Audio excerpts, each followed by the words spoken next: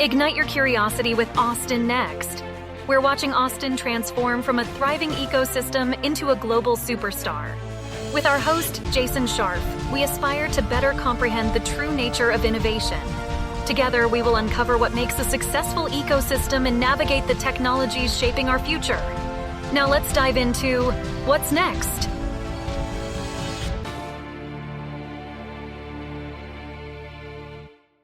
Today's podcast is sponsored by Austin Private Wealth, a registered investment advisor focused on fee-only financial planning and investment management. Their mission is to serve affluent clients with personalized financial advice, fostering a trusted relationship that will endure for generations to come. Austin Private Wealth is not just about managing wealth. They're about inspiring you to embrace a future filled with possibilities and helping you architect enduring legacies. Their core values of integrity, service, caring, excellence, and growth are at the heart of everything they do. Connect with them today at austinprivatewealth.com. Austin Private Wealth is a registered investment advisor. Advisory services are only offered to clients or prospective clients where Austin Private Wealth and its representatives are properly licensed or exempt from licensure. No advice may be rendered by Austin Private Wealth unless a client service agreement is in place. Investing involves risk and possible loss of principal capital. Please seek advice from a licensed professional. The pandemic has created an increased focus on the life science arena, as we've all felt the firsthand destructive power of disease and the resilience of diagnostic testing, therapeutics, and vaccines. We've also seen an explosion of telemedicine and the consumerization of health with at-home testing and direct-to-consumer products. These trends have been accelerating for years, and many are now calling the 21st century the biocentury. This is of keen interest to me, given my roles as both a life science executive and early-stage investor. Texas, and Austin in particular, has an opportunity to ride that wave forward. Today, we're going to take a deeper look into this part of our ecosystem and try to better understand where Austin's life science industry comes from and where it's going. Joining us is Scott Collins, the president of BioAustinCTX. Dr. Collins is an accomplished, forward-looking CEO with over 25 years of cross-industry experience spanning technology development to M&A. He enjoys working with companies, innovators, and organizations in order to identify and then execute plans to bring new technology and ideas more quickly to the market, particularly technologies that keep us healthy or fix us when we're not. Scott earned 3 degrees from UT Austin. The most recent was a PhD in biomedical engineering. Throughout his life, he's been drawn to solving big problems, first as an inventor, then an entrepreneur, and now as a leader. He enjoys using his multidisciplinary experience with teams of great people to overcome major challenges, technical, operational, and financial. Scott has been on the board of BioAustin since 2013 and assumed the role of president this past December. He's the senior advisor to the Austin Innovation Group and holds several other board advisory roles, working with TMC, Mass Challenge, TextGDHS, and the Methuselah Foundation. His motto is making the impossible reality. Scott, welcome to Austin Next. Thanks, Jason. I appreciate the opportunity to talk about BioAustin. Thank you so much for joining us and being part of the podcast. First off, Scott, can you describe BioCTX and its goals? Sure. To describe it, it's probably a little bit easier to kind of give a context of why we're here. We have a lot of great companies in biotechnology here in Austin and the Central Texas area. We have great innovators, great ideas, but historically, we haven't been an epicenter for biotech innovation. When I started my first position out of college many years ago, I worked for a company in Northwest Austin called Arrhythmia Research Technology. It was an incredible experience, and it helped me really focus the idea of using technology to help people. At the time, the biotech scene, as I knew it anyway, was primarily orthopedics and cardiology companies, generally spread kind of in Northwest Austin. Fast forward a few decades, and nowadays the diversity of biotech companies has exploded. However, you may never know it. Companies are spread throughout the region, and there's no large epicenter of these companies in any particular area. This is actually why we rebranded BioAustin to BioAustinCTX to include the entire Central Texas region.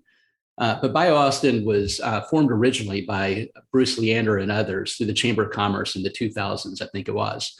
It had a lot of goals, but really wasn't able to thrive in that context. With Bruce, we spun it out in 2013 and immediately found a need for what we do now. So what does BioAustin do? We create that water cooler effect for biotech and life science companies. To give context, I've been an entrepreneur in Austin for decades. When I started, people didn't really know what an entrepreneur was. And through the years, it's caught on. But Austin is unique. Here, people help each other out. Well, this is true for internet software companies, but we haven't seen it much in the life science community. And the reasons seemed obvious. The companies were spread out all over the place. And many of the companies were small and didn't really have the opportunity to talk to each other on a regular basis. That water cooler effect is one of the reasons Silicon Valley has done so well in the past. And don't like to compare ourselves to them, but we are going to do things different and better, I think, as we go forward. So what BioAustin has done to help solve this issue and try to bring everything together is we started off with a BioBash. A BioBash is an event where we invite the life science community together to basically create and spur collaborations and talking to create that water cooler effect. We'll have a couple of presentations, maybe 20 minutes, and then several hours of networking. At our first event, there was such a hunger for what we were doing, we had about 250 people show up. And this has continued generally twice a year ever since that point. We also have a number of lunch and learns periodically that cover specific topics for a subsection of the biotech community. We do a little bit of education, but basically what we do is we bring people together to harness the power of people working together to solve problems. You know, an interesting thing is there's not a whole lot of competition in the Austin area, in the biotech scene. So people can help each other. Instead of everyone learning, how do you deal with regulatory? How do you deal with the specific legalities of some of the biotech companies? They can come together and share that information. Austin's great at that. It's great in biotech now. And I think that's one of the reasons we're seeing it explode. I guess another thing, we have a newsletter as well that goes out and is free to anyone that wants to subscribe, that kind of goes on what we're doing and what many other groups like Texas Medical Device Alliance, who co-sponsors that newsletter with us, are doing. And it's a great way to keep an eye on the pulse of the biotech scene here in Austin, because you may never know it's here otherwise. I think the concept of the water cooler is great. We've talked before about Austin and the mortar, if you will, the ability to network between organizations and collaborate. And that's just so important. And I love your comment about Silicon Valley. We talk about not being the next Silicon Valley, but being the first Austin. Mm-hmm. And I think that's very true in terms of what you guys are doing. You started out by describing how Austin was orthopedics and cardiac. What's changed? What are the sectors that are strong now within the life sciences segment in Austin? Well, that's a good question. And it is incredibly diverse. We've been trying to survey that information and find out what everybody is doing. And this has become a much larger project than we ever thought it would be. But kind of looking at the pulse of where we are now, there's probably between 200 and 300 companies that you would qualify in the biotechnology space.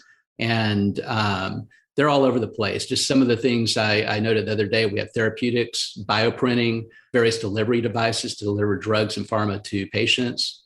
We still have orthopedics and cardiology. We have a number of companies, obviously, that have sprung up related to COVID and diagnostics in general.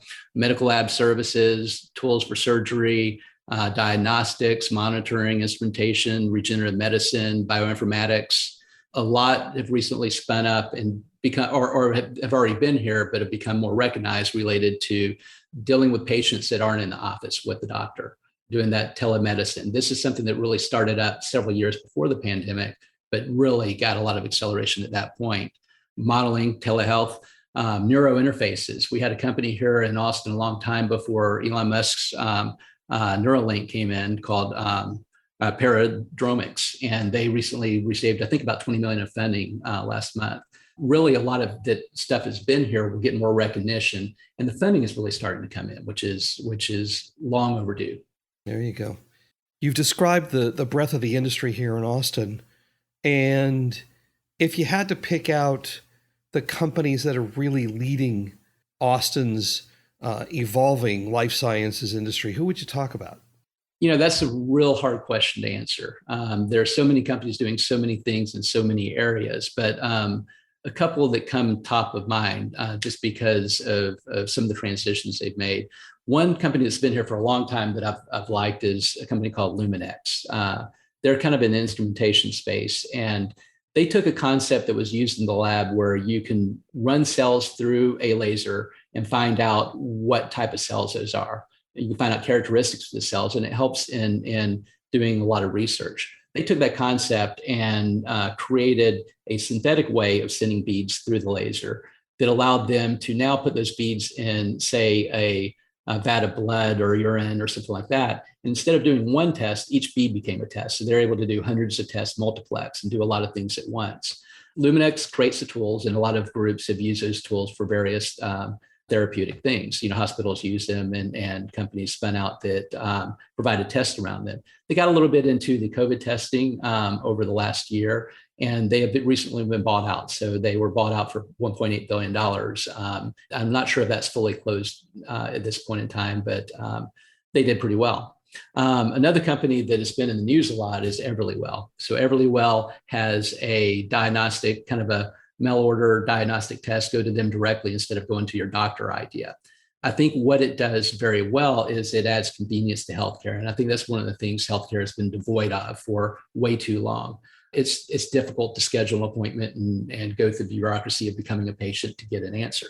They open that up. They're by far not the first one. They're not even the first one in Austin that has done this, but they've done something well. There's a secret sauce that they have. And I think part of it might have been some of the publicity in COVID, but they are one of the Austin unicorns. They have over a $2 billion valuation right now, I think it is. And, they've been willing to take chances and do what needed to be done based on the pandemic and other things. There's so many other ones too.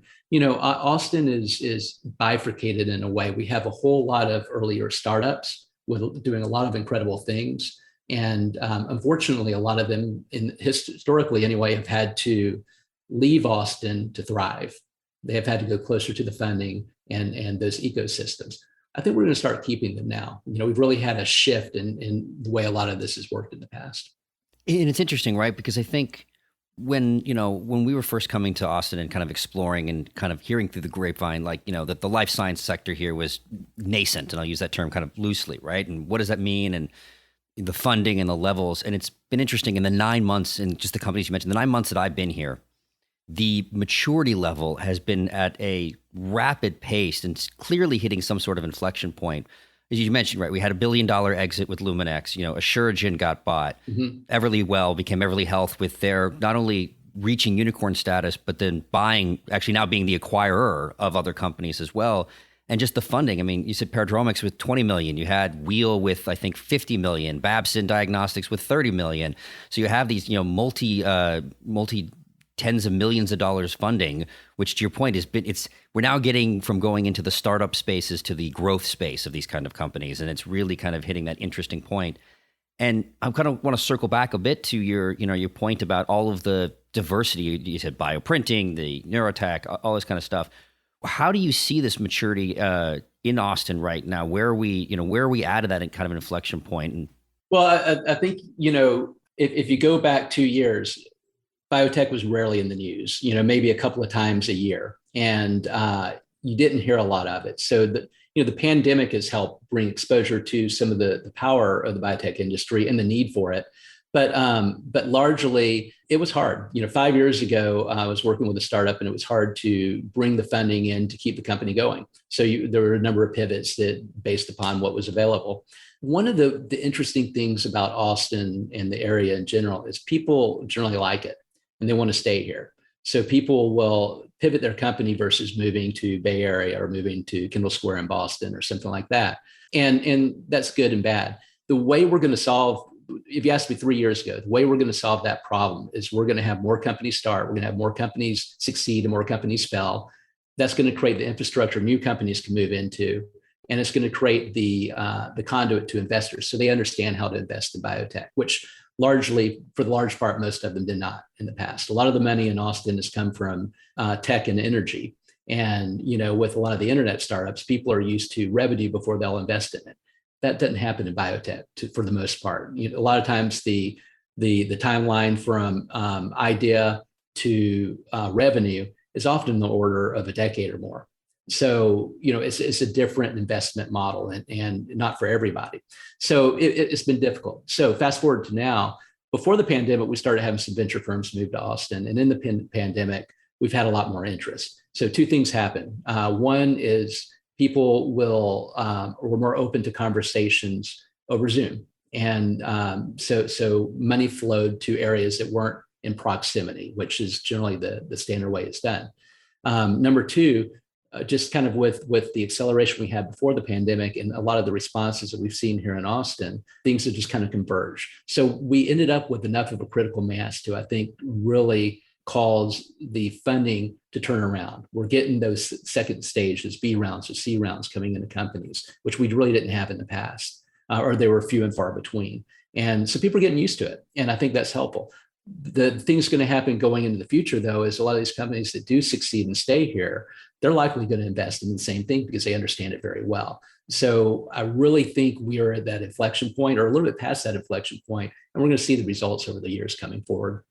Well, and I think what's interesting, right? Life science, just using that as our broad-based term, what falls underneath that is so diverse, right? You have everything from your classic therapeutics and diagnostics to now, as we mentioned earlier, kind of telehealth and the enterprise software companies that power that, which look a lot like classic enterprise software companies, all the way to, the industrial biomanufacturing kind of stuff. So I think that's interesting to see. One is we've had a lot, to your point, a lot of companies either moving here or funds moving here or raising new funds. I mean, based on my last math, there's about $1 billion that have been raised just in the last 9 months that has either a focus on life science or touching it. And then some of the established firms too are starting to, either dabble more or expand their thesis a little bit. This, as we said, the kind of the big software funders, you're kind of seeing like Wheel and Silverton, right? Like, so Wheel is it's a telehealth,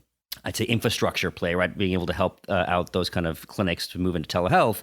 So it acts like an enterprise software company. And so Silverton, which focuses a lot more on that, obviously, I don't know if they led the round or they were at least part of the round. So I think that's kind of an interesting case as well. And then I think we're seeing a lot more people just kind of move here, right? A lot more fun. I mean, the amount of funds that have moved has just been continuously increasing. And it's a good thing. About 6 or 7 years ago, I crashed a life science angel network meeting in the Bay Area, and they fund a lot of the early angel investment of the life science sector there. And at the end of some presentations, they were lamenting a little bit about what they had to pay for these companies. The supply and the demand curve there was inverted from what it was here in Austin at the time. So they were paying high valuations to be able to get in. We had the exact opposite problem here. We had very little investment, and we had a lot of people with good companies wanting investment. So I had to talk with them, and it became fairly clear what the problem was really quickly. And that was that trust conduit that I mentioned briefly earlier. So, investors want to be able to look, see, and feel the companies they're working with. They don't want to travel far for board meetings and a bunch of other things. But if we have a conduit of trust through a partner of theirs in the area or something like that, we do better. It's a lot easier to create those conduits of trust if they are local. So now the fact that we're seeing this, I think it can only help. Yeah, and I think part of making it local, right, is we're either creating new or we're trying to pull in new kind of companies, having them move here. I see similar to other industries, there's been an active effort to kind of recruit and foster life science in Texas. And I've known of programs such as CPRIT, the Emerging Technology Fund, that have been deployed at the state level. Can you talk a little about like what they are and what's the output been of these kind of programs? Yeah. So in general, you're right. Texas has had a hard time competing kind of on the national stage for some of these companies. So some of the efforts that went into that, the Emerging Technology Fund, which was in the early mid 2000s, came up. And it was a fund, it was kind of like the venture arm of the state is the way I would describe it. And they invested in things that otherwise might not be investable to try to create that ecosystem here in Texas. They were not specific to biotech. However, a lot of their funds went to biotech companies. It's closed down and it's no longer investing in things. But one of the very last investments that came out of that was a group that was run by Austin Community College called the Austin Bioscience Incubator. And it was the first wet lab for rent available in Central Texas, period. We had none of it before then. So prior to 10 years ago, if you wanted to start a life science company, you had to hack together a wet lab, or you had to go, you had to build one and get the funding necessary, which funders don't like to fund infrastructure before you even test the concept, right? So it was very difficult at that time to start something that required that. They opened that up and it was immediately a success. This was formed at an old mall building that went bankrupt at one point in time, and the community college bought it out. So they made an old department store a wet lab. So it's kind of interesting. It kind of fits into that Austin weirdness type of thing that some people like talking about. CPRIT is the Cancer Prevention and Research Institute of Texas. They started off as a $3 billion fund looking to make Texas the best place in the world for cancer research. And the money went into startup ideas. It went into getting companies through some of the initial trials so they would become more fundable and more growing. They also brought in some world-class experts to the university systems, and they continue to do that. They raised another $3 billion, or we're paying for another $3 billion as taxpayers. But I do think that this organization is doing a lot of good, and it's actually part of a conversation of a lot of that I have with a lot of companies that are planning on or thinking about moving to Texas. It's interesting, right? So I didn't realize that the ACC Bioscience Incubator was kind of part out of the Emerging Technology Fund. But we were seeing a lot. Obviously, that was, you said the first wet lab, but now we have new institutions coming up. You have Dell Medical School, you have new organizations like TexGHS. They're all kind of more life science focused. Even you said BioAustin is evolving itself. So how do you see this kind of changing landscape with these new kind of supportive institutions?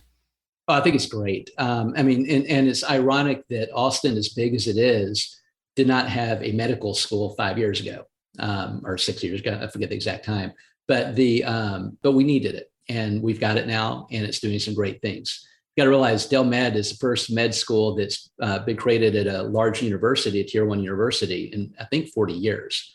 So if you look back at it, really since the first PCs were available, there hasn't been a medical school created at a tier 1 university. So they plan on taking advantage of that, and I think they do.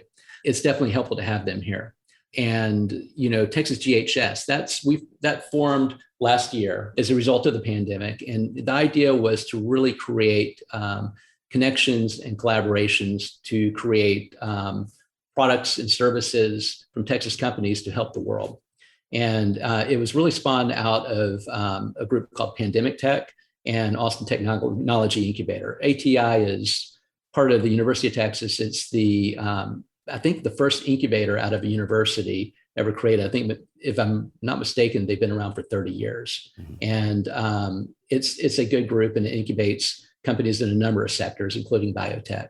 Lisa McDonald runs biotech sector there, and she's running the Texas GHS group now as well. We've worked with them a good bit to help bring the companies in, vet the companies, and really we make connections and help companies succeed in the space.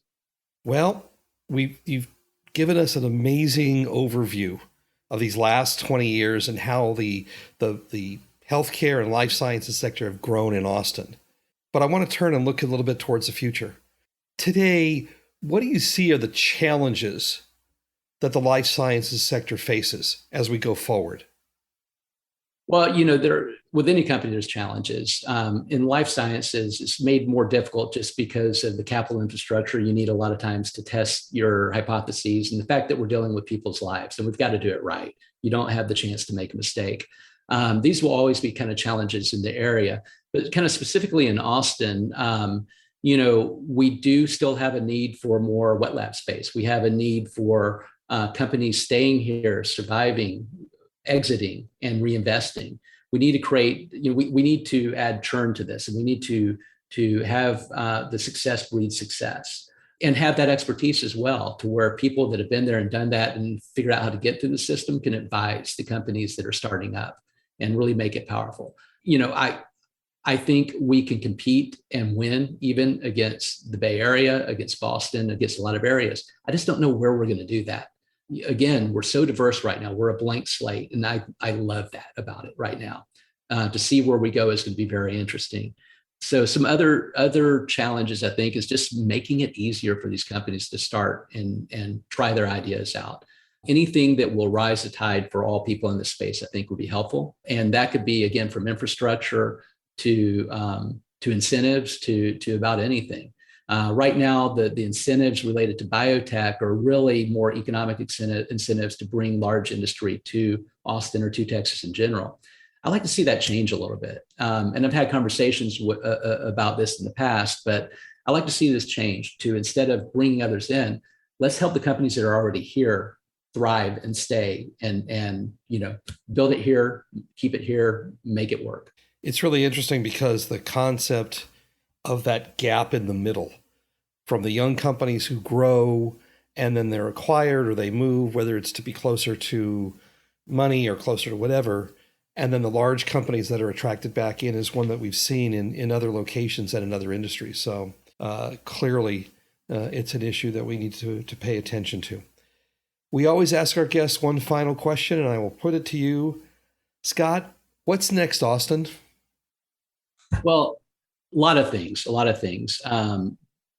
I would say that it's hard to say what's next. What we do to help that next is kind of another question. Personally, I would like to have an effect on this. Healthcare is fundamentally backwards in some ways. You get broken, you become a patient. At that point in time, if you're lucky, they fix you, more likely they sustain you in some way. And then at the very end of that process, you find out how much it cost. This is backwards. There's a lot unknown about healthcare, about biology in general. But some things work and some things don't. But you add to that the inconvenience of healthcare. If I want to set up an appointment, I've got to go in, and if I do it electronically, it's typically going in and saying, hey, I would like an appointment. This is a time that might work, or this is a time range. Then they call you back to set it up when you don't have your calendar in front of you. All these inconveniences related to healthcare, I think, could be changed. And I think that is one of the many early areas Austin could thrive. We have a great computational community here, both with internet startups, with algorithm, with AI. I think that could be part of the way to accelerate some of this, but also the classical life sciences. There's a lot of pharma development, there's a lot of delivery device development, and a bunch of other things that could really work together. The more we're able to bring these diverse groups together, the more we can solve problems with perspectives from different industries. And I think since we're not set in the way we do things, since we're not set in the way this is how a company should look in Austin, I'm hoping that the venture community and others together will realize that and allow us to kind of start with a blank slate with a lot of expertise and solve problems. I think that will be what really makes Austin take off and will allow us to be kind of a global leader in that space. Scott Collins, President, BioAustinCTX. Thank you so much. It's been a great conversation. Thank you. Thanks for the opportunity. So what's next, Austin? We're glad you've joined us on this journey. Please subscribe at your favorite podcast catcher, leave us a review, and let your colleagues know about us. This will help us grow the podcast and continue bringing you unique interviews and insights. Thanks again for listening, and see you soon.